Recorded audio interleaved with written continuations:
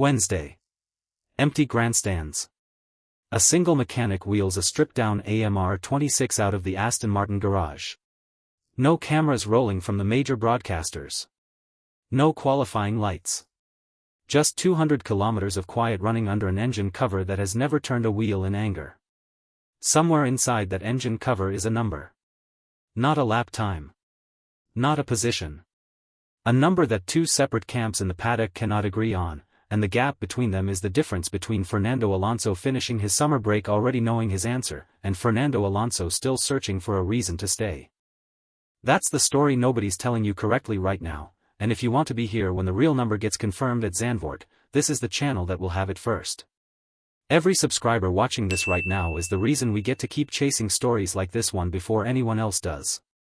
It's a line that has followed Aston Martin through the toughest season of its Formula One project. Ahead of the Belgian Grand Prix at Spa-Francorchamps, Alonso, 41 years old, a two-time world champion who has driven every generation of hybrid power unit this sport has produced, was blunt about what the AMR26 was asking him to live with. Talking through the demands of energy deployment on one of the most power-hungry circuits on the calendar, he didn't dress it up. With no deployment at all, we cannot forget that this year we have significantly less power than last year, and less power than F2, he said. That comparison landed hard, not because it was dramatic, but because it came from a driver who has never needed a reference point that blunt. This isn't just a technical deficit story, it's a driver confidence story. A power deficit that's been estimated at around 90 horsepower isn't an inconvenience for a driver like Alonso, it's a countdown clock on a career decision, with his contract at Aston Martin due to expire at the end of 2026 and no extension signed. It's worth remembering that this is a driver who has already lived through one version of this exact frustration, a decade earlier, with the same engine manufacturer, in a different car, on the other side of the world. He came through that chapter. Whether he's willing to sit through another one, at this stage of his career, is a far less certain question. So here's the question worth sitting with before anything else: what if the answer to that humiliation was already sitting on a dyno in Sakura, waiting for its moment? Before anyone outside the factory knew a new engine even existed, something had already changed at the Hungarian Grand Prix. Alonso reached Q2 for the first time all season, a result that, on paper, looks modest. In context, it was seismic. Both Aston Martins finished ahead of Haas, Williams, Alpine, and every Cadillac on track, and they did it specifically in the technical second and third sectors, the parts of Budapest where aerodynamics and mechanical grip matter more than raw straight-line power. That's not a coincidence. That's a car behaving differently. Sixth fastest car on a Sunday afternoon isn't just a stat, it's a milestone with a name attached. This was the exact benchmark the team's technical leadership had set before the season even began, and it had just been hit, live, in front of everyone who'd written Aston Martin off months earlier. Something had changed in the car itself, not just the driver's mood. The question hanging over the paddock by Sunday evening wasn't whether Aston Martin had improved. It was, what, exactly, had they done? The answer arrived in the form of what Budapest actually was, not a bolt-on wing tweak, but a full homologated package requiring new crash certification, the biggest single engineering intervention of the team's season. 16 separate components were declared upgraded: a new nose, reworked aerodynamic surfaces, revised rear suspension, and a chassis lightened by roughly 30 kilograms. It wasn't the kind of update a team rolls out quietly across a few weekends. It was the kind that gets held back deliberately, stockpiled for months, and unveiled all at once, precisely because the team needed the world to see the whole picture in a single moment rather than a slow trickle nobody would notice. And then there's the number that made the rest of the paddock stop and recalculate: a gain of approximately 1.5 seconds of lap time in one single step. To understand what that actually means, put it next to the season's other headline upgrade. Ferrari's Barcelona package, praised all year as the largest aerodynamic step of 2026, delivered roughly 0.6 of a second. Aston Martin's number was more than double that. That said, the honest caveat has to be part of the story: this gain still didn't put the car into Q2 on pure pace alone, because Aston Martin had been starting from so far behind that even a historic jump only closed part of the gap. The team wasn't fighting for podiums in Budapest. It was fighting to stop being lapped. But there was something bigger happening underneath the lap time. For a full season, Aston Martin simulation tools hadn't matched what the car actually did on track. the correlation gap that had haunted every race weekend since Melbourne. In Budapest, that finally arrived. The virtual car and the real car were finally telling the same story. On the grid before the Hungarian Grand Prix, Lawrence Stroll offered a single, restrained sentence acknowledging a big step forward, with more to come. That's it. No victory lap of a quote, no extended celebration.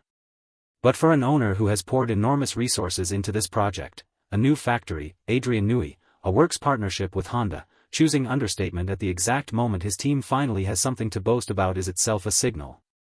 It's the sound of an organization that knows the real headline hasn't landed yet, and doesn't want to spend its credibility on the wrong one.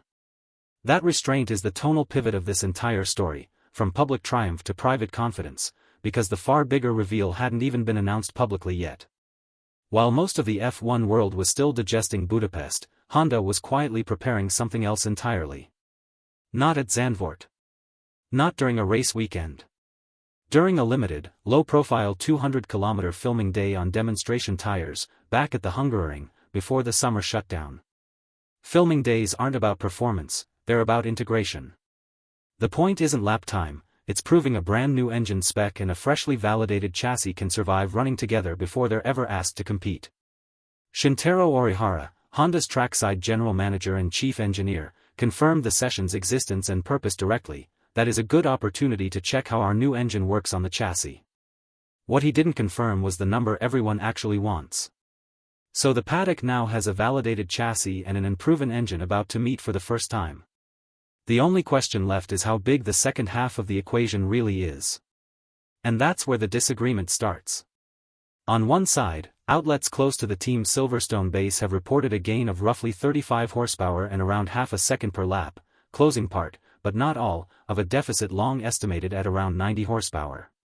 On the other, reports out of Italy have floated a considerably larger claim, 50-plus horsepower, explicitly tied back to Alonso's own comments about running with less power than F2, the argument being that this could be the step that erases half the entire deficit in one move. Here's what each number actually means for anyone who isn't an engineer. At 35 horsepower, Honda goes from catastrophically behind to merely uncompetitive. At 50 horsepower, Honda becomes a power unit Aston Martin can genuinely race with at technical circuits, and maybe even survive on power-sensitive ones. The gap between those two outcomes isn't cosmetic. It's the difference between a team that spends the second half of the season quietly climbing the order, and one that spends it genuinely embarrassing cars with far bigger budgets. Neither figure has been officially confirmed by Honda or Aston Martin.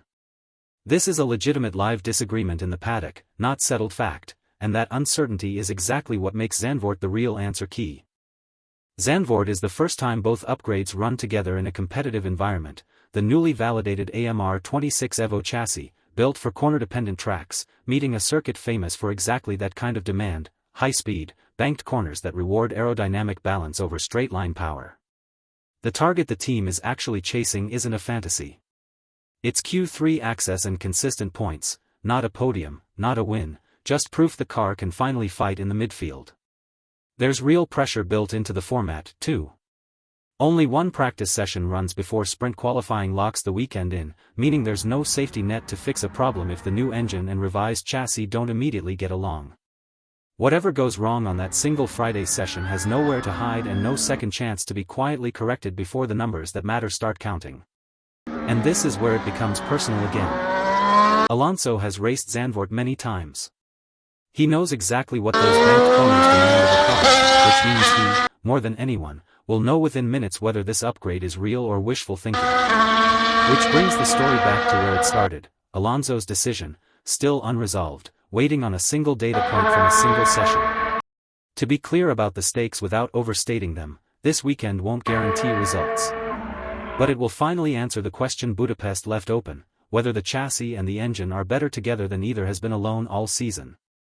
If the answer is yes, the second half of Aston Martin's season looks like a completely different team. If it's no, Alonso heads into the summer with one fewer reason to stay. For a driver who has given Formula One more than 2 decades and 2 world championships, being reduced to comparing his own car to a feeder series wasn't just a criticism, it was a warning sign the team could not ignore. What's happened in the weeks since, a record-breaking chassis upgrade, a secretive engine debut, and a genuine, unresolved disagreement over just how much power has actually been found, is the closest thing this Aston Martin project has had to a turning point all year. Whether Zandvoort proves it real or exposes it as hope dressed up as data, one thing is certain: this is a story still being written in real time, and you'll want to be here for the next chapter. Subscribe now, so when that answer finally arrives, you're not finding out last, you're finding out first.